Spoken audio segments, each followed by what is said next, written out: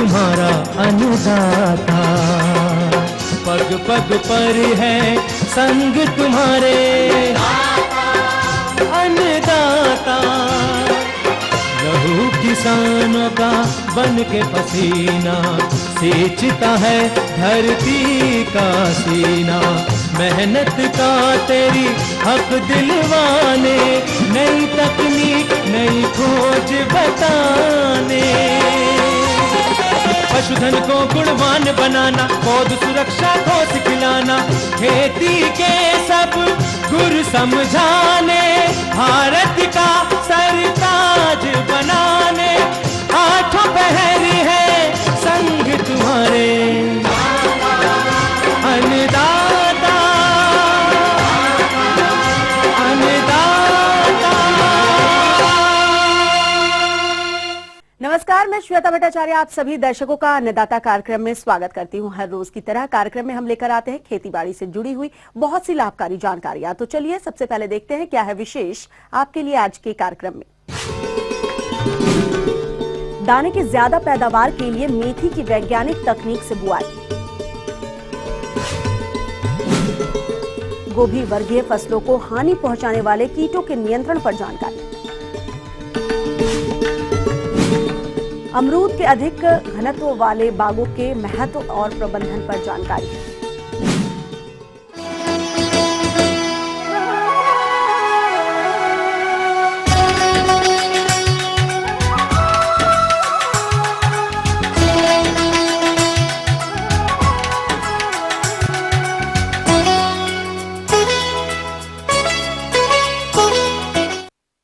हमारे राज्य के जो किसान मेथी की खेती दाना उत्पादन के लिए करना चाहते हैं वो इससे अधिक उपज तभी ले सकते हैं जब इसकी ज्यादा पैदावार देने वाली किस्मों का चयन करके वैज्ञानिक तकनीक से बुआई करें।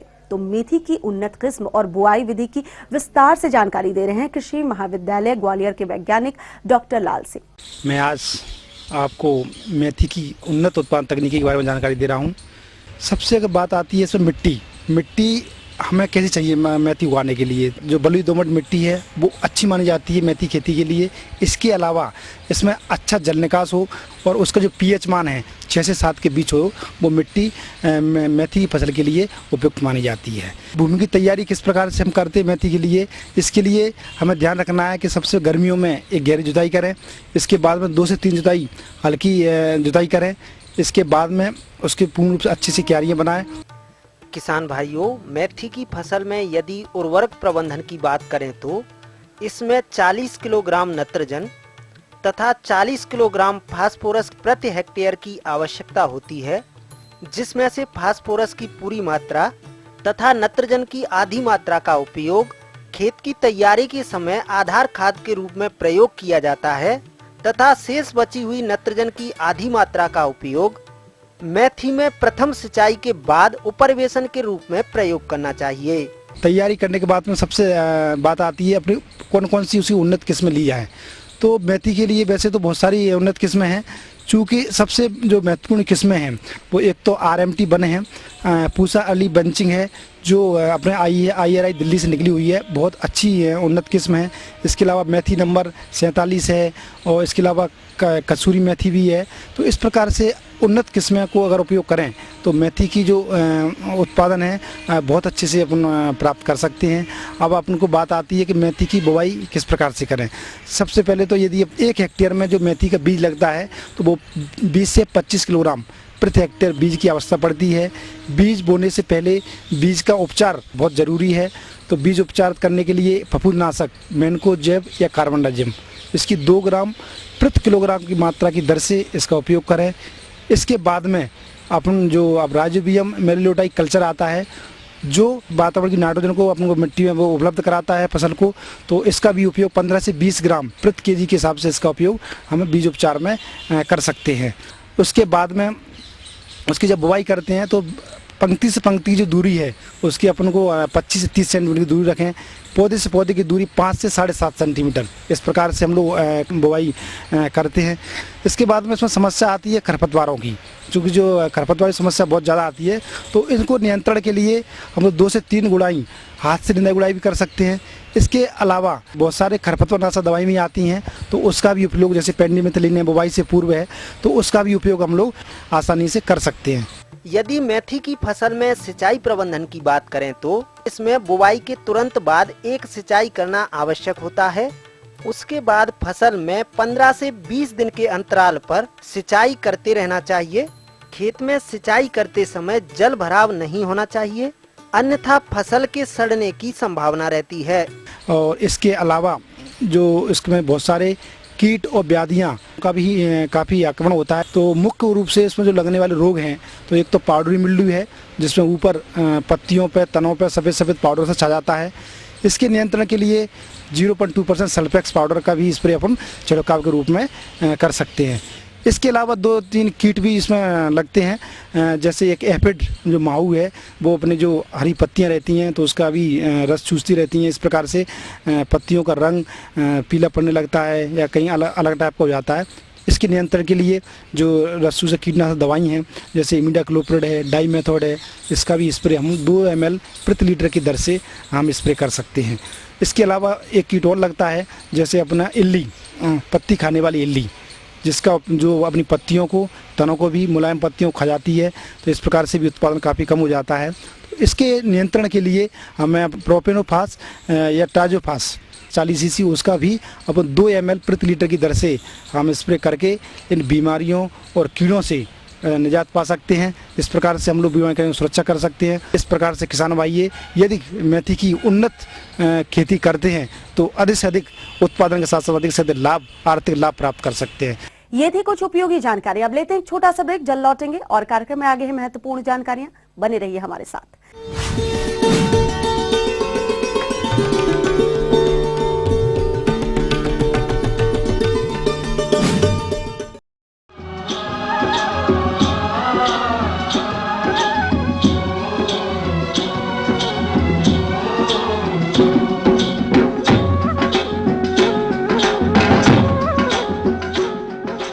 ब्रेक के बाद एक बार फिर से आप सभी दर्शकों का अन्नदाता कार्यक्रम में स्वागत है। बढ़ते हैं अगली प्रस्तुति की ओर।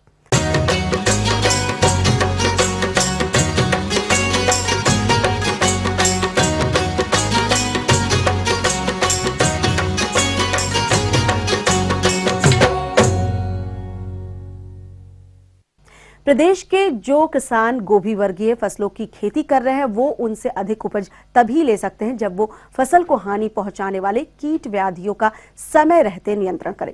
तो गोभी वर्गीय फसलों में कीटों का नियंत्रण कैसे करें, इसकी जानकारी दे रहे हैं कृषि विज्ञान केंद्र कालूखेड़ा, जिला रतलाम के वैज्ञानिक डॉक्टर मंजुल पांडे।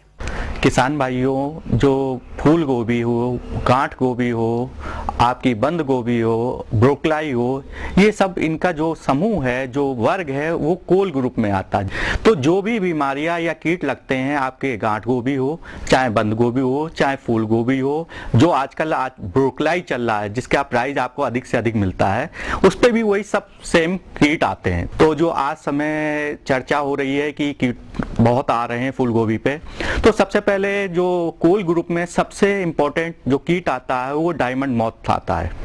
डायमंड मॉथ एक सबसे मेन इसका इंसेक्ट है कोल ग्रुप का। जो कोल ग्रुप में डायमंड मॉथ कीट आता है, तो सबसे पहले आपको जिसमें भी कोल ग्रुप की कोई भी फसल, कोई भी पौध लगाते हैं, तो उसका भूमि शोधन जरूर करना है। तो आप भूमि शोधन के लिए 4-8-10G का आता है, आप उसको 20 से 25 किलो पर हेक्टेयर के हिसाब से भूमि शोधन कर लीजिए। जिस खेत में भूमि शोधन किया है उसके 10, 12, 15 दिन बाद आप किसी भी पौधे को ट्रांसप्लांट करेंगे। नहीं तो अगर आप जल्दी ट्रांसप्लांट कर देंगे तो उस दवा की मात्रा से आपकी ये फसल खराब हो जाएगी, पौध खराब हो जाएगी।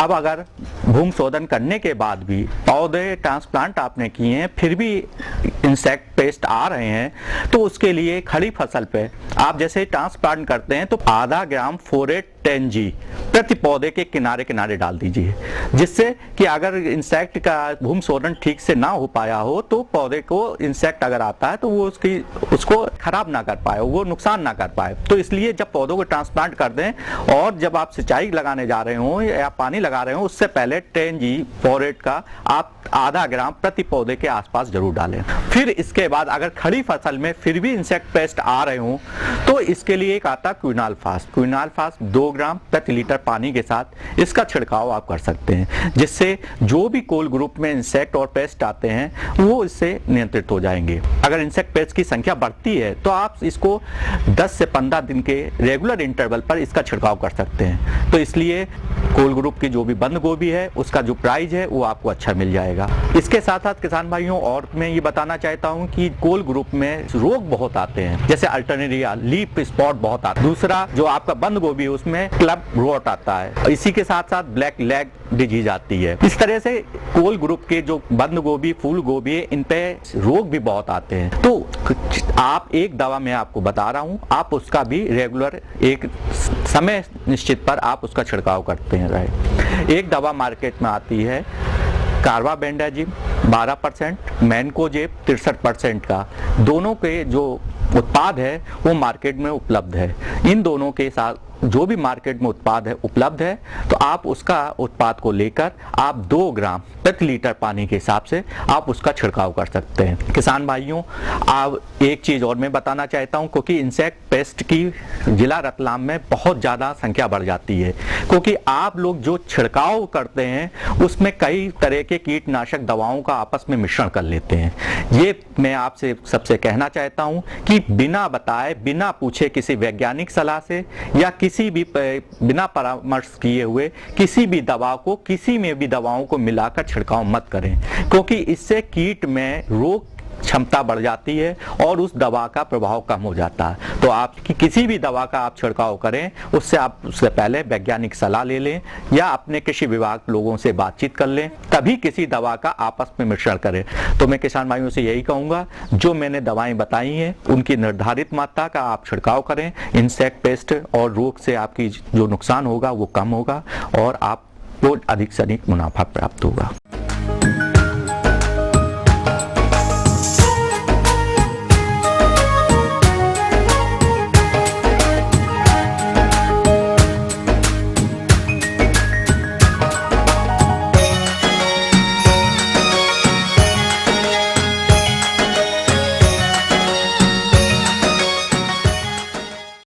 अमरूद की बागवानी हमारे प्रदेश के बहुत से किसान भाई बहुत बड़े क्षेत्र में करते हैं। अतः जिन किसान भाइयों ने अधिक घनत्व में अमरूद की बागवानी लगा रखी है तो वो इस समय इन बागों में कौन कौन से प्रबंधन कार्यों को अपनाएं, इस विषय पर जानकारी दे रहे हैं वरिष्ठ वैज्ञानिक डॉक्टर शांतलाल। अमरूद में साल में 3 फसलें आती हैं और उन 3, एक बरसात की, एक सर्दियों की और आपको होली के समय जो पतझड़ की कहते हैं वो भी मिल जाती है।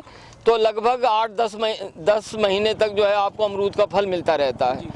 और इसकी बागवानी और फलों, आम और लीची की अगर तुलना करें तो उससे सरल है, क्योंकि इसमें बहुत ज़्यादा कीट व्याधियाँ नहीं लगती हैं। इसमें जो है आप बस सिर्फ ये कि जब आप बाग लगाएं तो एक तो ये ध्यान रखें कि अच्छी प्रजाति की आप किस्म ले लें अपने किसी अच्छी नर्सरी से। लखनऊ 49 या सरदार किस्म है, पंत प्रभात जो आप देख रहे हैं ये हमारे यहाँ की निकली हुई किस्म है। और आप बल्कि एक इलाहाबाद सफ़ेदा जो पुरानी जात है वो भी लगा सकते हैं, लाल गूदा भी लगा सकते हैं। बाकी लखनऊ से भी 3-4 किस्में निकली हैं, श्वेता है, क्या कहते हैं, ललित है, लालिमा है। तो ये सब जो है वहाँ की भी किस्में आप ले सकते हैं। और इसकी दूरी देखिए, 2 तरह की दूरियां हैं। आप समान दूरी है तो आप 6 मीटर दूरी पे लगा दीजिए, समान दूरी है। और अगर सघन बागवानी करनी है तो 3-3 मीटर पे भी लगा सकते हैं, और बहुत सघन करनी है तो 2-2 मीटर के पे भी। ये सघन, और हाँ, ये सघन बागवानी है। और ये हम जो परीक्षण कर रहे हैं 2x1 मीटर पे, ये भी हमारे यहाँ सफल पाया गया है 2x1 मीटर का। तो आप ये देख लें कि आपको कौन सी लगानी है। अगर सघन बागवानी आपको करनी है तो साल में 3 बार आपकी कटाई छटाई करनी होगी। फरवरी में जो एक तो फरवरी में इसकी हाइट मेंटेन करनी होगी, करीबन 2 मीटर दूरी। अगर जब 5-6 साल के पौधे हो जाएं तो 2 मीटर की ऊंचाई से इसे काट दीजिए। ये जो हमने जो है आप देख रहे हैं ये सर्दियों की फसल लगी हुई है जो 15-20 अक्टूबर के बाद पकने वाली है।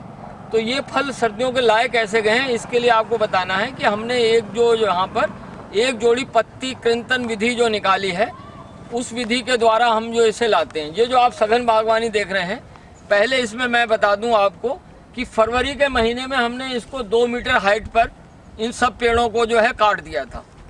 उसके बाद हमने अप्रैल के 20 अप्रैल के बाद या 25 अप्रैल के लगभग जो आप देख रहे हैं ऐसे फूल जो निकले थे जिन टहनियों पर, उन टहनियों को जो है हमने जो है एक जोड़ा पत्ती कृंतन करके काट दिया था। जैसे आप ये देख रहे हैं नीचे से, अब आप ये ध्यान से देख रहे हैं, ये जो फूल निकले हुए हैं, तो ये अप्रैल 25 अप्रैल और 15 मई के बीच, 25 अप्रैल से 15 मई के बीच इन कल्लों को हम काट देते हैं। जैसे यहाँ से फूल निकले हैं तो एक जोड़ी पत्ता नीचे छोड़ के हम इसको काट देते हैं। ये फूल सहित ये है, ये गिर जाता है और ये सभी डालियों को काटना पड़ता है। और जब हम ये सारे नए कल्लों को हम जब काट के गिरा देते हैं तो ये कल्ले जो है हमारा मल्च का काम करते हैं।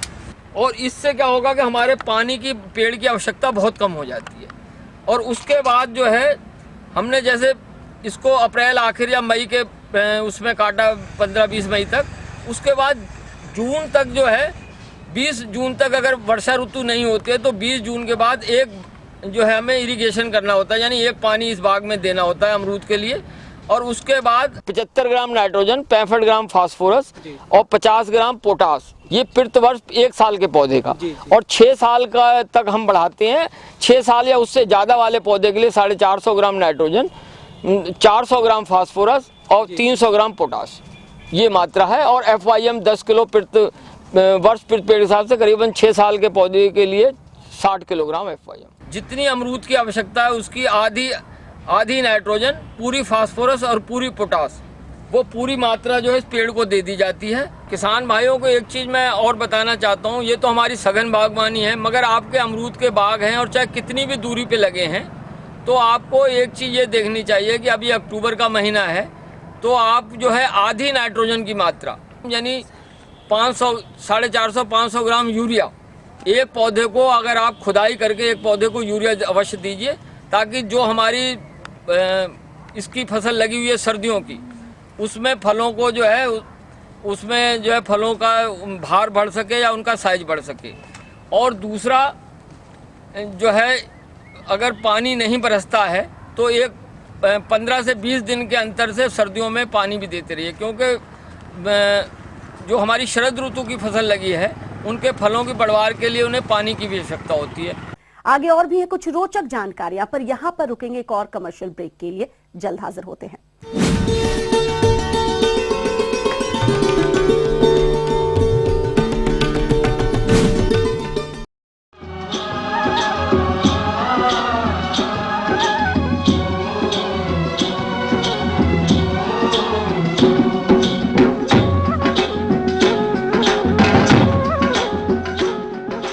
ब्रेक के बाद आप सभी दर्शकों का स्वागत है। चलिए अब रुख करते हैं अगली कड़ी की ओर।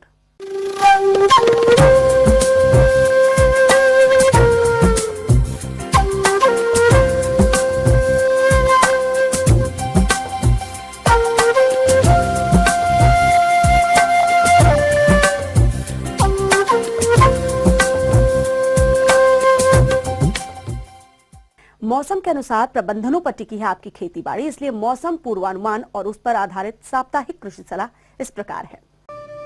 भारत मौसम विज्ञान विभाग, भारत सरकार तथा राजमाता विजयराजे सिंधिया कृषि विश्वविद्यालय ग्वालियर एवं जवाहरलाल नेहरू कृषि विश्वविद्यालय जबलपुर तथा इंदिरा गांधी कृषि विश्वविद्यालय रायपुर द्वारा भेजे गए मौसम पूर्वानुमान के आधार पर किसान भाइयों को सलाह दी जाती है कि किसान भाई आगामी रबी फसलों के लिए उन्नत बीज एवं आदानों की समुचित व्यवस्था करें। जैसे पूर्ण सिंचित गेहूं की किस्में JW 1203, JW 1215, HI 1644 तथा अर्ध सिंचित की उन्नत किस्में JW 3288, JW 3211, JW 3020, HI 1531, HI 1631 तथा असिंचित किस्में जैसे JW 3288 तथा JW 3173 आदि के बीजों की व्यवस्था करें। चने की उन्नतशील किस्में जैसे JG 130, JG 11, JG 315, JG 16, जाकी 9218 तथा सरसों की उन्नतशील किस्में इस प्रकार हैं।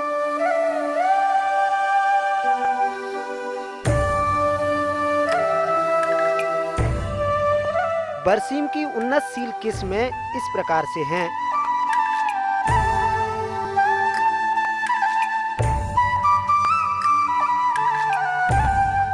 जई की अधिक उत्पादन वाली किस्में इस प्रकार हैं।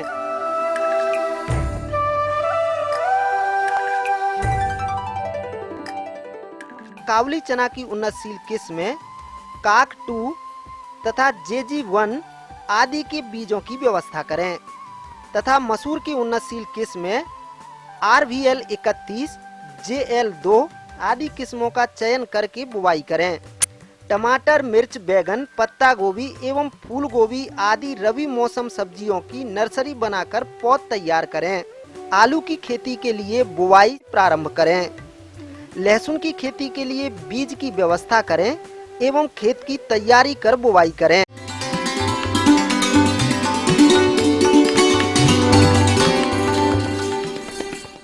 अन्नदाता हेल्पलाइन निशुल्क फोन संपर्क सेवा के माध्यम से आपके द्वारा पूछे गए प्रश्नों में से 1 या 2 महत्वपूर्ण प्रश्नों को हम अपने कार्यक्रम में शामिल करते हैं। इसी के तहत आज का चयनित प्रश्न और उसका जवाब इस प्रकार है। अन्नदाता निशुल्क फोन संपर्क सेवा के माध्यम से पूछे गए प्रश्नों में से आज हमने जिस प्रश्न को कार्यक्रम में शामिल किया है उसे पूछा है ग्राम सिंगाचौली, जिला श्योपुर के कृषक मदन यादव ने।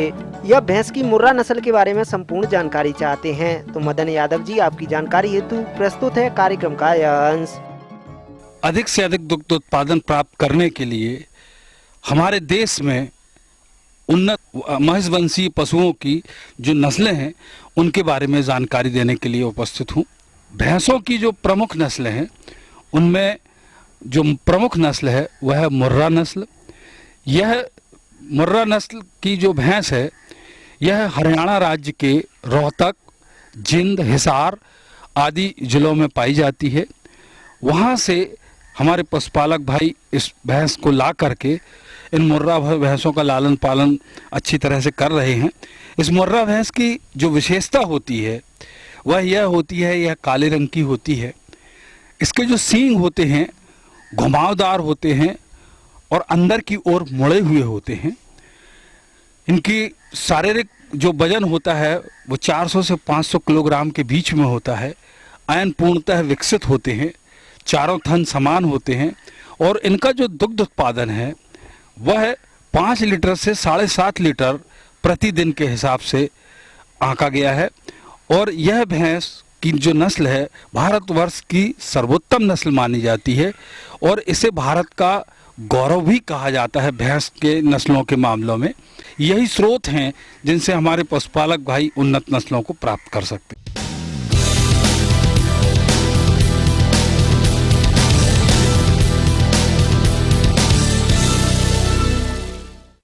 राज्य की विभिन्न मंडियों में कृषि उत्पादों के चढ़ते उतरते बाजार भाव की संक्षिप्त जानकारी इस प्रकार है।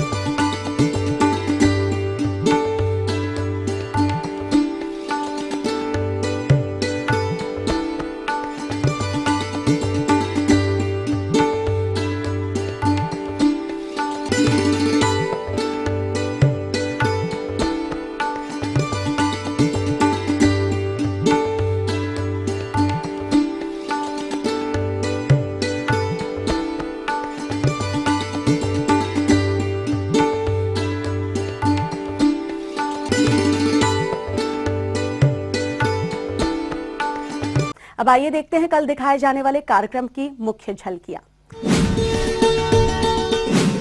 अधिक उपज के लिए गेहूं की वैज्ञानिक तरीके से बुआई। अफीम की वैज्ञानिक तकनीक से खेती पर जानकारी। हम ये उम्मीद करते हैं कि आज का कार्यक्रम आप सभी दर्शकों के लिए उपयोगी रहा होगा। किसान भाइयों, अन्नदाता आपकी सेवा के लिए संकल्परत है। कृषि संबंधित समस्या और सुझाव के लिए आप हमें इस पते पर संपर्क कर सकते हैं। प्रोड्यूसर अन्नदाता, ETV Madhya Pradesh Chhattisgarh, Ramoji film city Hyderabad 501512। साथ ही आप हमें ईमेल भी कर सकते हैं। हमारा ईमेल एड्रेस है annadatamp@etv.co.in। इसके अतिरिक्त आप हमें निःशुल्क हेल्पलाइन नंबर 180010084599 पर सोमवार से शनिवार सुबह 10 से शाम 4 बजे के बीच संपर्क कर सकते हैं। फिलहाल अन्नदाता की पूरी टीम को दीजिए इजाजत। कल फिर इसी वक्त आपसे मुलाकात होगी कृषि संबंधित कुछ और रोचक जानकारियों के साथ। नमस्कार।